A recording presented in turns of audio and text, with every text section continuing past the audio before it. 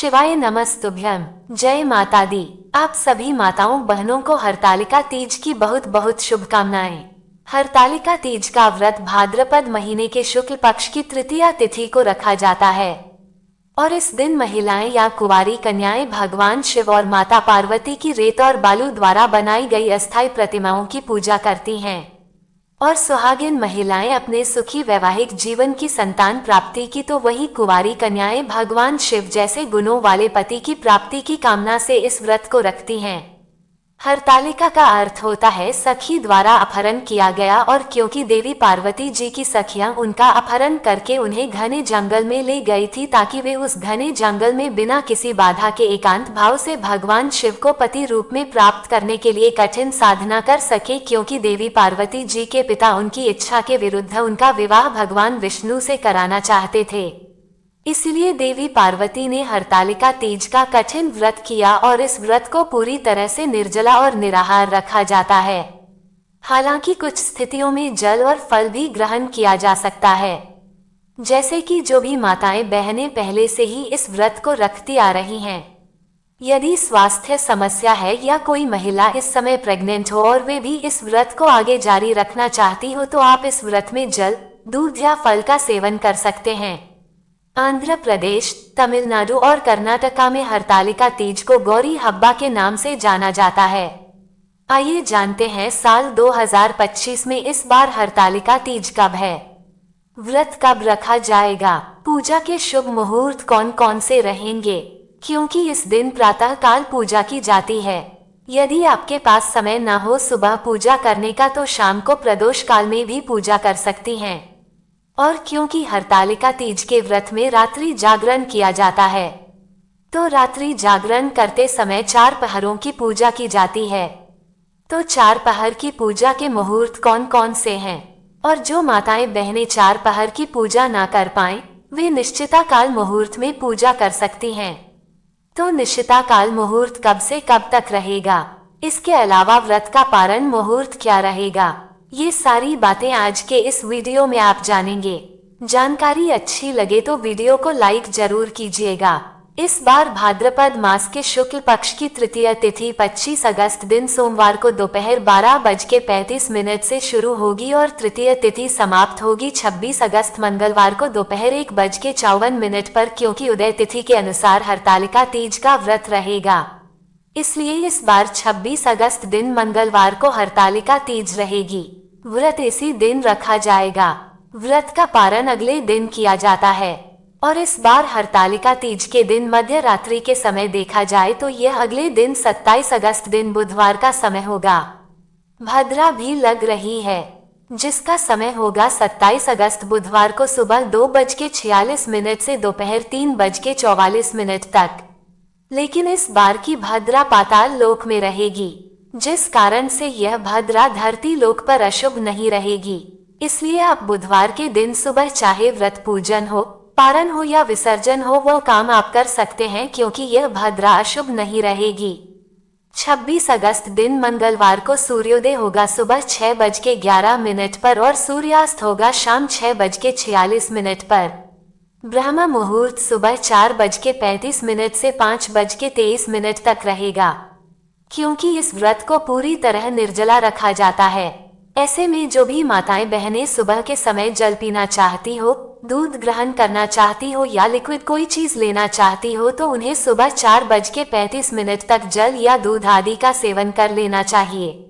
उसके बाद से आपको निर्जला व्रत रखना होगा। इस बार हस्त नक्षत्र पूरा दिन रहेगा। साध्य योग रहेगा दोपहर 12:09 तक और बाद में शुभ योग प्रारंभ हो जाएगा। तो सर्वार्थ सिद्धि योग में इस बार हरतालिका तीज का व्रत रहेगा और राहु काल दोपहर 3 बजे से 4:30 बजे तक रहेगा, जो कि अशुभ मुहूर्त होता है। हरतालिका तीज में 4 पहर की पूजा के लिए, जिसमें सबसे पहले पूजा का मुहूर्त प्रारंभ होगा शाम 6 बजे से लेकर 9 बजे तक।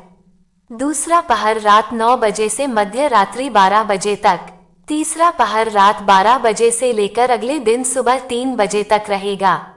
पूजा का चौथा और अंतिम पहर रहेगा सुबह 3 बजे से लेकर 6 बजे के बीच हरतालिका तीज की प्रातः काल पूजा का शुभ मुहूर्त रहेगा। सुबह 5:56 से 8:31 और प्रदोष काल की यानी शाम की पूजा का मुहूर्त रहेगा शाम 6:01 से 7:31 तक और व्रत पारण मुहूर्त रहेगा 27 अगस्त दिन बुधवार को सुबह 5:40 से 7:05 तक।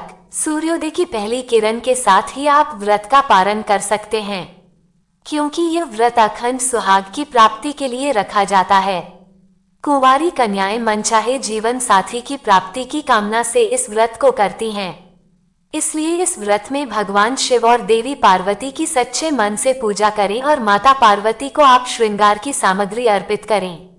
इसके अलावा सुहागन महिलाओं को या कुंवारी कन्याओं को सुहाग की सामग्री का दान भी किसी निर्धन सुहागन महिला को दान में देना चाहिए।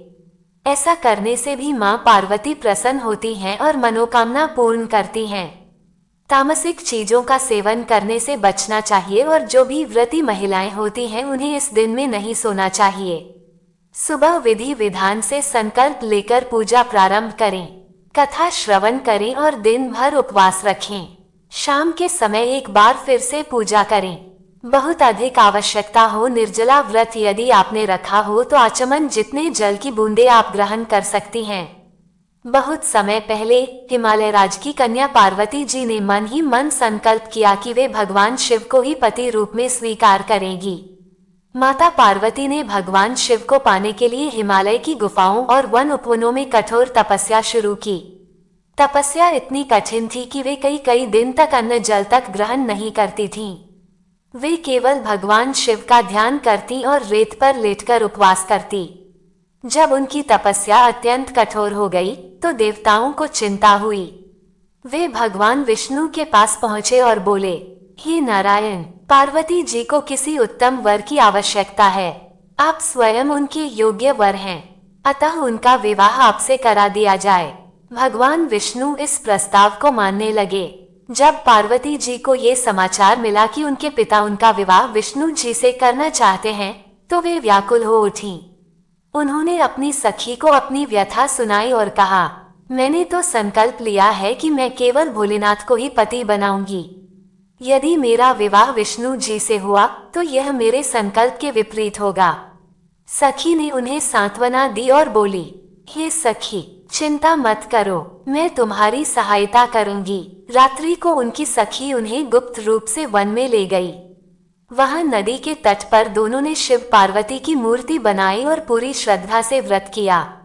भगवान शिव का आशीर्वाद, पार्वती जी के इस दृढ़ निश्चय और कठिन तपस्या से भगवान शिव प्रसन्न हो गए।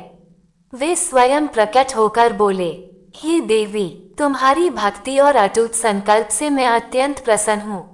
आज से तुम मेरी अर्धांगिनी बनोगी। इसके बाद भगवान शिव और पार्वती जी का विवाह संपन्न हुआ। आशा करते हैं आपको धार्मिक कथा संक्षिप्त रूप में आपको अच्छा लगा होगा। अगर आप भगवान में विश्वास करते हैं तो सब्सक्राइब जरूर करें।